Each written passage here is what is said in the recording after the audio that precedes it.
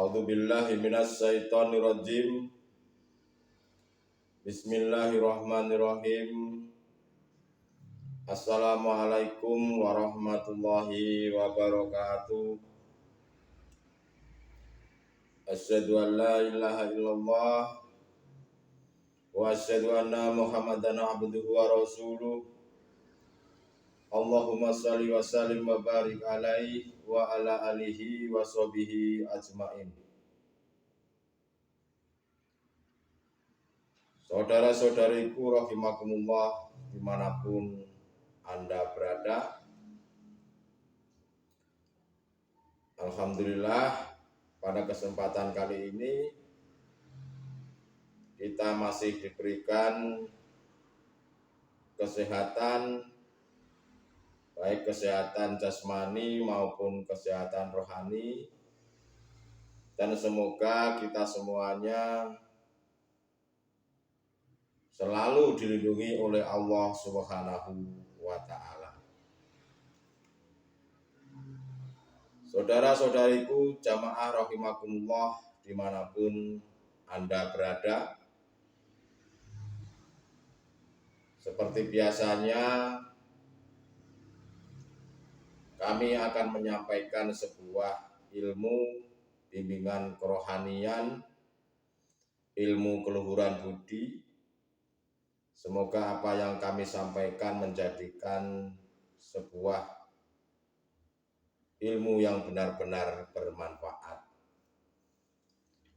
Untuk itu kami akan mengangkat sebuah judul atau tema, jadikanlah aktivitasmu atau wasilahmu untuk bertemu Allah, untuk bertemu Tuhan.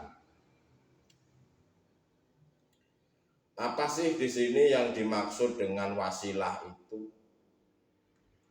Wasilah itu adalah sebuah perantara atau lantaran. Semuanya yang dihadapkan terhadap diri panjenengan dari Tuhan, yang bersifatkan kemakhlukan, bagaimana caranya kita ini harus bisa sampai pada Allah, harus bisa bertemu dengan Tuhan. Segala perkara-perkara dohiriyah, perkara-perkara yang berhubungan dengan jasad jasmaniah ini,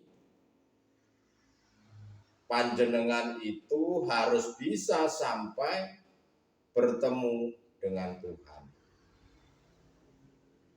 Itulah saudara-saudaraku, jadikanlah aktivitas atau wasilahmu untuk bertemu dengan Tuhan. Perantara atau lantaran.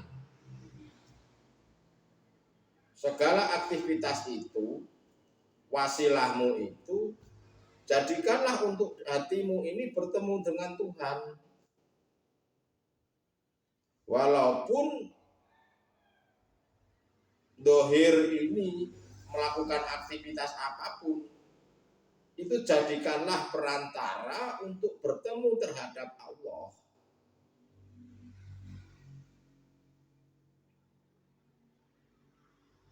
Dimanapun panjenengan beraktivitas, disitulah ada wajah Allah. Bahwasanya tidak ada yang berperan, tidak ada yang berbuat, tidak ada yang segala-galanya kecuali Allah. Semua persoalan yang menjadi subjek itu adalah Allah. Kenapa panjenengan ini, kenapa Anda ini tidak bisa melihat Allahnya?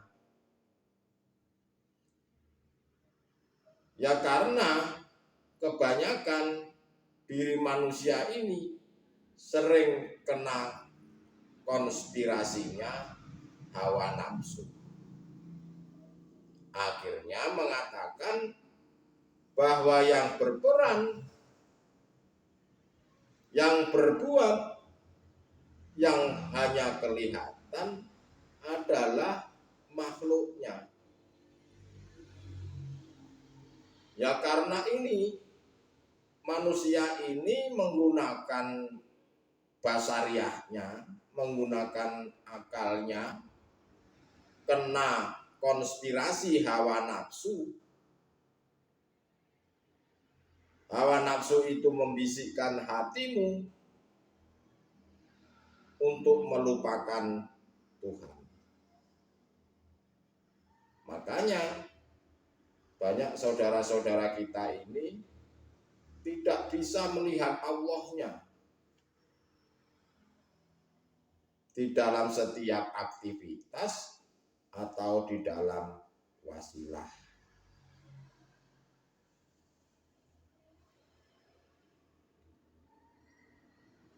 Saudara-saudariku rahimakumullah dimanapun Anda berada.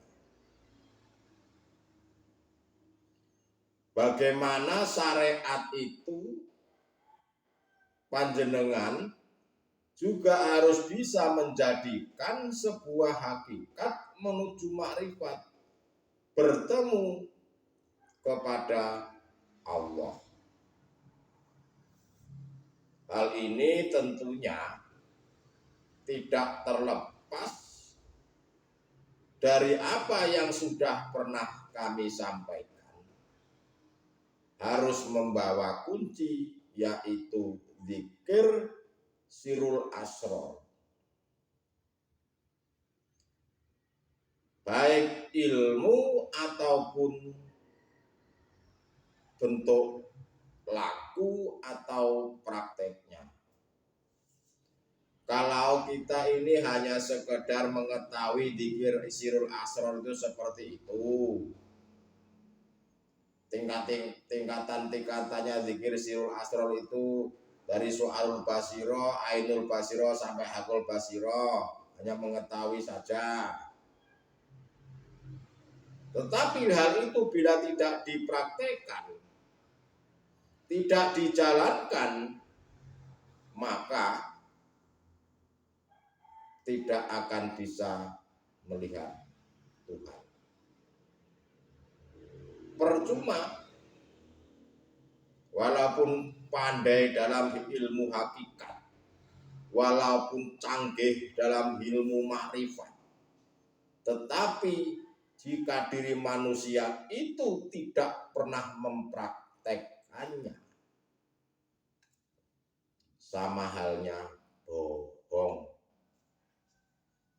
dan tidak akan bisa menyelamatkannya dari azab Tuhan. Walaupun saya ini pinter ilmu hakikat dan makrifat, walaupun saya ini pinter segala-galanya, semisal, tapi saya tidak mau mempraktekkan ilmu apa yang kami dapat, ya tidak akan merubah hidupmu. Itulah saudara-saudaraku, pentingnya kita melakukan kholwat, pentingnya melakukan zuhud, pentingnya melakukan kesah, meditasi, dan lain-lain sebagainya itu yaitu hanyalah bagaimana caranya membersihkan kotoran hati ini daripada syahwatun dunia. Untuk bisa bertemu dengan Allah, untuk bisa bertemu dengan Tuhan, maka diri kita ini tentu harus membawa kunci, yaitu dzikir sirul asrar. Kalau tidak membawa dzikir sirul asrar, tidak akan bisa tembus terhadap latifah Allah. Dalam aktivitas apapun, hati panjenengan harus bisa masuk dalam latifah Allah. Mengenai hal-hal yang dimana dikatakan untuk menghormati orang, menghargai orang, itu ada wasilah di mana dirimu, dan di situ ada Allah. Contoh, kita atau saya mengucapkan salam, assalamualaikum, dijawab waalaikumsalam. Semoga kebaikan tercurah padamu. Kamu pun juga demikian, dijawab seperti itu. Di situ aslinya bukan hanya sekedar ucapan di mulut saja, tapi hati ini yang harus nyambung terhadap Tuhan.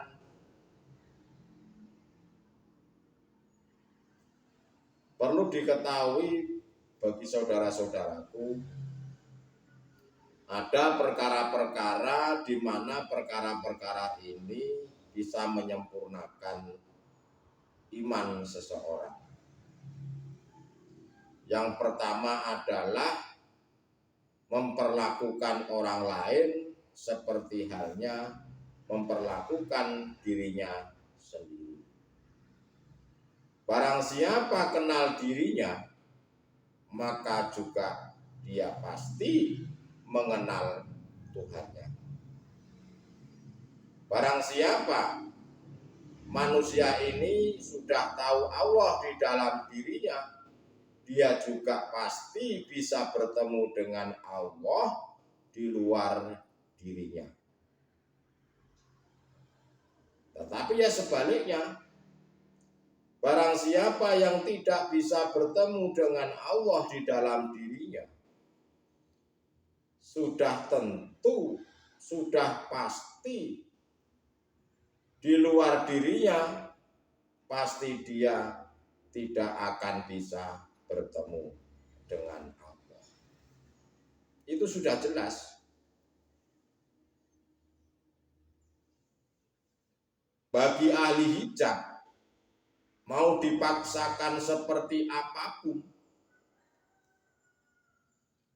bagi ahli hijab, walaupun dikatakan dia itu taat terhadap Tuhan, seolah-olah beribadah tidak pulang-pulang dari tempat ibadahnya, tetapi kalau imannya masih di nurul iman, ahli hijab ini tidak akan bisa bertemu dengan Tuhan. Allahnya, Tuhannya masih dianggap gaib, yang penting ada. Itulah hati yang tidak bisa selamat kepada Tuhan. Seharusnya tembus terhadap latifah Allah. Kalau sudah bisa tembus di situ, baru bisa dikatakan hati yang selamat. Ya, perlakukan orang lain seperti halnya memperlakukan dirinya sendiri. Kalau diri kita ini sudah tembus terhadap latifah Allah, sudah dikatakan sebagai ahli suhud, ya pasti kita bisa memperlakukan orang lain di luar diri kita ini pasti melihat Allahnya. Tidak mungkin melihat makhluknya bagi ahli suhud. Nah, itulah pentingnya daripada ajaran hakikat ma'rifat. Pentingnya daripada ajaran keluhuran budi. Kenapa di lapangan itu kebanyakan saudara-saudara kita itu suka berantem seperti ini? Ya karena apa? Tidak pernah diwejangi masalah bimbingan keluhuran budi. Bimbingan keluhuran budi itu bimbingan mengesahkan Tuhan, tidak ada yang lain. Bagaimana mungkin bisa menyampaikan bimbingan keluhuran budi? Bagaimana mungkin bisa menyampaikan bimbingan mengesahkan Tuhan? Sedangkan yang menyampaikan masih buta. Ya tidak mungkin. Dianggapnya mereka itu alim, kitab hafal, hadis hafal, bahkan sanadnya sampai kepada Rasulullah Shallallahu Alaihi Wasallam, tapi dirinya masih duduk di Nurul Iman, tergolong ahli hijab, tidak akan bisa menyampaikan ajaran keluhuran budi. Karena dirinya kemakhlukannya masih melekat di dalam hatinya. Tidak akan bisa dikatakan manusia itu berbudi luhur manakala diri manusia ini masih terselip sedikit pun sebiji zarah perasaan kemakhlukannya, kehambaannya yang bisa segala-galanya. Tidak akan dikatakan keluhuran budi. Untuk itu saudara-saudaraku, itulah pentingnya daripada guru akhirat. Janganlah diri kita, diri panjenengan ini hanya berguru pada guru dunia saja. Jangan duduk di syariat saja, tapi tingkatkanlah iman panjenengan sampai dengan hakul iman.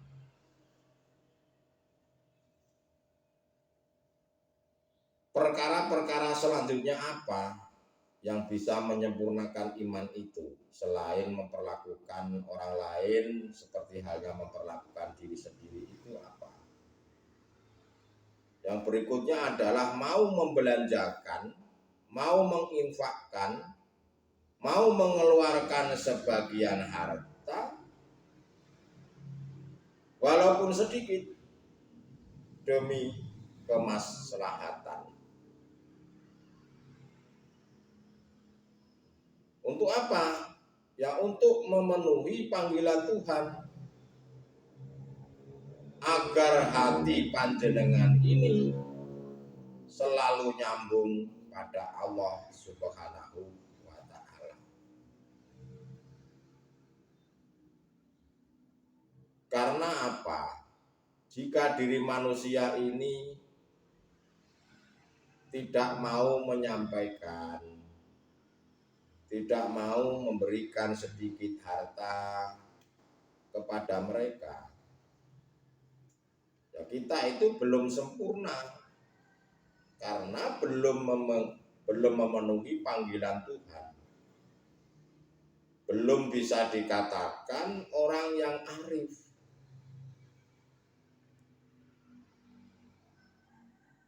Kita dikatakan orang yang arif manakala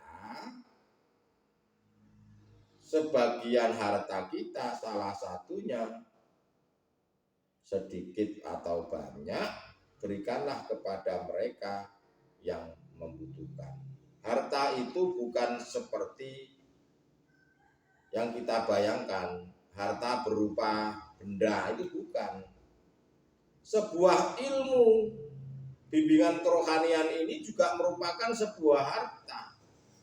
Bahkan harta ini tidak bisa engkau tukar dengan apapun, apalagi ditukar dengan dunia dan seisinya. Tidak bisa. Itulah harta yang terpendam, harta yang sangat berharga. Berikanlah kepada mereka walaupun sedikit, entah tausiah itu hanya sekedar mengingatkan, yang penting engkau sampaikan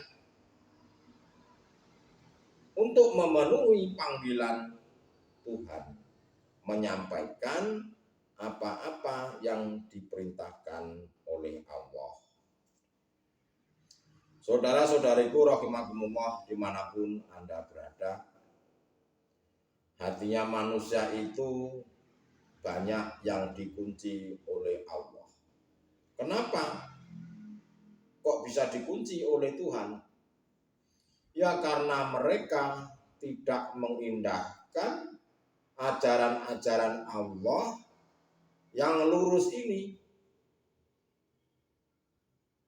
yang disampaikan lewat kekasih-kekasihnya, disampaikan lewat utusan-utusannya, disampaikan oleh para nabi dan para rasul atau kekasih-kekasihnya. Mereka-mereka itu tidak mau memahami, apalagi melihat, apalagi mendengarkan, tidak mau. Itulah hati manusia-manusia yang dikunci oleh Tuhan. Seolah-olah mereka yang sudah taat pun kepalanya ini disorbani sampai 500 putaran. Selendangnya di sini berwarna-warni. Tapi kalau mereka tidak mau mendengarkan ajaran hakikat makrifat, tidak mau mendengarkan ajaran keluhuran budi, saya pastikan hati mereka itulah hati manusia-manusia yang dikunci oleh Tuhan.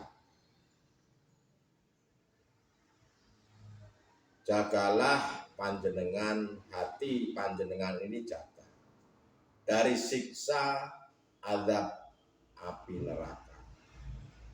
Setelah diri panjenengan ini sudah benar, sudah sampai kepada Allah, setelah itu tularkanlah saudara-saudara panjenengan untuk bisa kembali kepada Tuhan. Itulah mengeluarkan daripada harta walaupun sedikit. Manusia ini seperti zombie. Manusia ini seolah-olah hidup, tetapi mereka adalah zombie. Kenapa saya katakan zombie? Hatinya ini mati. Jasadnya saja yang kelihatan berjalan. Bahasa Jawanya itu dikatakan batang urip. Itulah manusia-manusia yang hatinya belum bisa nyambung terhadap Allah, yang belum bisa mengesahkan Tuhan. Masih di dalam hatinya masih ada melekat kemakhlukannya yang bisa segala-galanya. Itulah mayat hidup sebetulnya. Hatinya mati, hatinya dikunci oleh Tuhan. Saudara-saudariku rahimakumullah dimanapun Anda berada, jadikanlah aktivitasmu, jadikanlah wasilahmu untuk bertemu dengan Allah. Jadi semua apapun aktivitas, semua apapun kegiatan, semua yang dihadapkan pada panjenengan itu, gunakanlah hati ini selalu bertemu kepada Allah, bertemu kepada Tuhan. Janganlah engkau bertemu kepada makhluknya, tapi temuilah Allahnya di situ. Dengan cara apa? Ya tidak terlepas daripada panjenengan harus tahu dzikir sirul asror, ilmunya dzikir sirul asror, sampai dengan mempraktekkan secara istiqomah. Dilakukan terus menerus. Nah, itulah yang kami maksud tema di atas tadi. Jadikanlah aktivitasmu atau jadikanlah wasilahmu untuk selalu bertemu dengan Allah. Itulah saudara-saudaraku yang baru bisa disampaikan untuk saat ini, untuk hari ini. Semoga apa yang kami sampaikan benar-benar menjadikan sebuah ilmu yang bermanfaat. Kalaupun saat ini panjenengan belum sadar atau belum mau mempraktekkan, ya siapa tahu anak cucu panjenengan nanti bisa mengamalkannya. Untuk itu saudara-saudaraku cukup sekian. Akhirul kalam, ihdinas siratal mustaqim. Wassalamualaikum warahmatullahi wabarakatuh.